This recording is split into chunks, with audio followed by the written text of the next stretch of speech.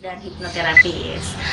Baik teman-teman, pada kesempatan kali ini saya akan membahas sedikitnya ada 6 tanda-tanda peringatan bagi rekan-rekan semua yang sudah merasakan adanya gangguan dari mental dan pikiran yang sedang lelah dan apa yang harus dilakukan ya.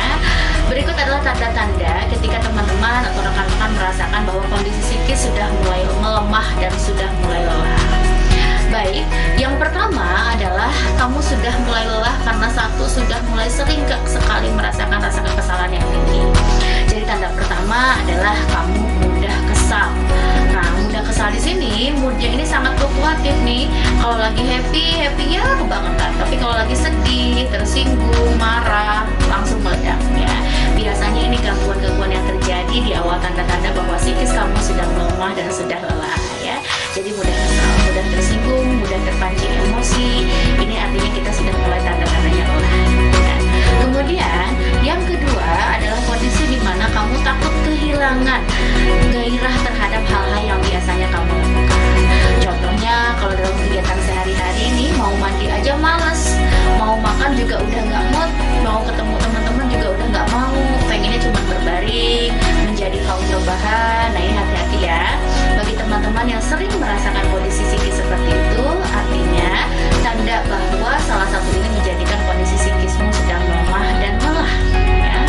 Kemudian yang ketiga adalah mengalami kecemasan atau kepanikan yang sering terjadi. Contoh kalau misalkan kehilangan segala sesuatu cepat dipikirkan, panik ya, kacau pikiran, tidak jernih, cepat cemas, dada berdebar, keringat dingin, kemudian ulu hati menjadi sakit, buang air kecil maupun air besar tidak terkontrol. Ini salah satu gejalanya yang masuk ke fisik yang nanti saya jelaskan ketika di psikosomatis ya. Kemudian yang keempat adalah memiliki kesulitan dalam tidur atau bahasa psikologis maupun bahasa medis ini dinamakan sebagai insomnia. Gejala di mana kondisi teman-teman atau rekan-rekan sulit sekali untuk tidur, tidak nyaman, merasa tidak tenang ya ketika mau menghadapi situasi malam hari, apalagi untuk melakukan aktivitas tidur. Kemudian tanda yang kelima adalah kamu benar-benar tiba-tiba merasa nangis tanpa alasan maupun sebab.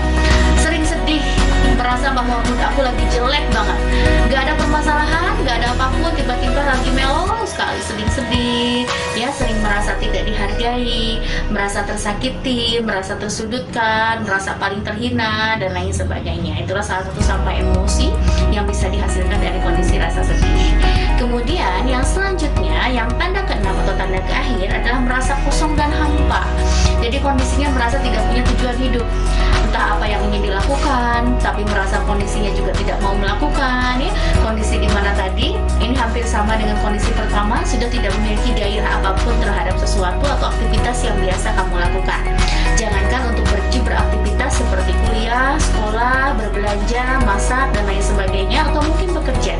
Tapi yang lebih parahnya lagi adalah ketika kamu mau mandi aja susah banget, males ya, atau mungkin menjadi kaum rebahan yang sudah tadi saya jelaskan.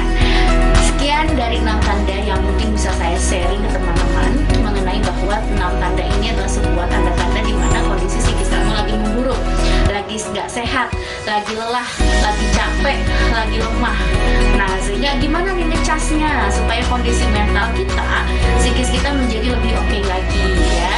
Salah satunya adalah perbanyak aktivitas positif ya, lakukan hobi baru, kemudian seringlah melakukan sosialisasi, pergi berkerumun, bukan berarti berkerumun karena saat ini sedang PSBB ya, sedang masanya pandemik, bukan berarti berkerumun dengan banyak orang.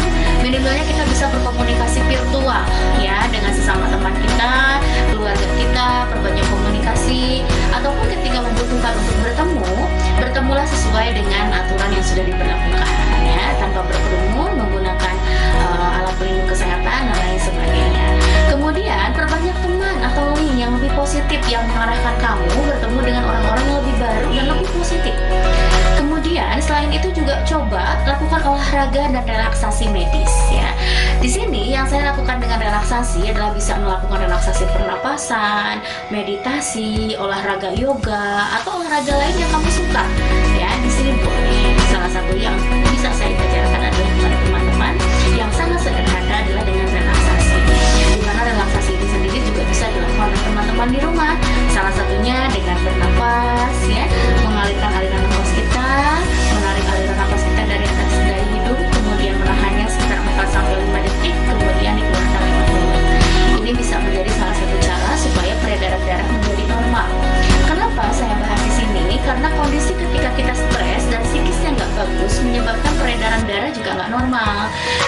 wajar sekali ketika peredaran sudah tidak normal, otaknya juga mengalirkan aktivitas yang tidak sehat.